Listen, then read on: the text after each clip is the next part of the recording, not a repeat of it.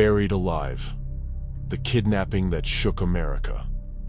This video contains descriptions of real-life crimes, abduction, and psychological trauma. Some content may be disturbing to sensitive viewers. Viewer discretion is advised. Recommended for audiences 16 and older. The story is shared with respect for the victims and for informational purposes only. July 15th, 1976. Chowchilla, California.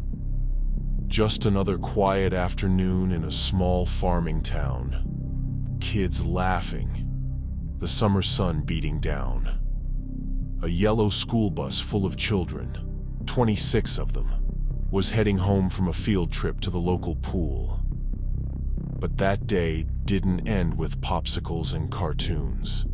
That day turned into a nightmare. The driver, 55-year-old Ed Ray, was doing his usual route. He knew these kids, their families, their routines. Nothing seemed out of place until a white van blocked the road. 3 men, masked and armed, stormed the bus. The children froze. Some screamed, some cried. Ed tried to stay calm, but the men had guns, and they weren't bluffing. The kidnappers forced everyone, the kids and Ed, into 2 vans they'd hidden nearby. The school bus was abandoned, left in a dry riverbed, and just like that, 27 people disappeared into thin air. Back in Chowchilla, panic spread like wildfire. Parents were frantic. Police combed the area. Helicopters flew overhead. But there were no signs. No ransom note, no suspects, no clue where they'd gone. The entire country was watching. Meanwhile, the children were being driven around for hours. 11 hours to be exact. They had no idea where they were. No idea why.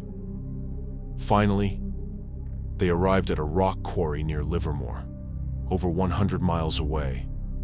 And then came the worst part. The kidnappers led them, one by one, down into a hole in the ground. It was dark, cold, claustrophobic. What they saw was horrifying. A moving truck trailer, buried underground, covered with dirt and heavy metal sheets. That's where the kidnappers put them. All 27 people. No exits, no windows, just air holes and fear. They were buried alive. Inside, the kids cried. Some screamed for their parents. The youngest was just 5 years old. The air was getting hot. Food and water were limited. The trailer creaked under the weight of the earth above. Dirt started falling through the roof. They didn't know if they'd ever see sunlight again. But then, something incredible happened. Ed Ray, the bus driver, and a 14-year-old boy named Mike Marshall. They refused to give up. They started stacking mattresses and boxes, trying to reach the ceiling. They noticed a metal plate near the top, and after hours of pushing, kicking, and digging, they managed to move it. They clawed through dirt with their bare hands, and finally, after 16 hours underground, they broke through. Sunlight, air, freedom.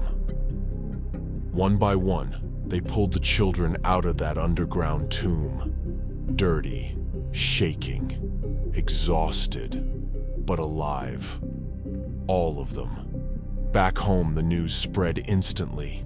Families ran toward them, sobbing. Reporters swarmed the scene. The whole country exhaled. But the question remained. Who would do something like this, and why? It didn't take long for investigators to track them down. The men responsible were all from wealthy families. Frederick Woods and brothers Richard and James Schoenfeld. They were in their 20s, bored, entitled, and greedy. Their plan? Kidnap children. Demand a $5 million ransom from the state. They even wrote the ransom note, but couldn't send it. Why? Because the phone lines to the police were jammed with calls from frantic parents and reporters. They panicked and went into hiding. But they didn't hide well enough. All three were caught and arrested. And the charges? Kidnapping, false imprisonment, armed robbery. They faced life sentences, and the public wanted justice.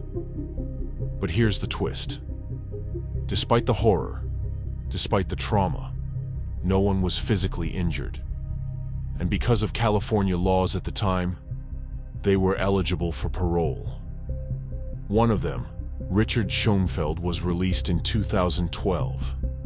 James followed in 2015. Frederick Woods? He was granted parole in 2022. And the victims?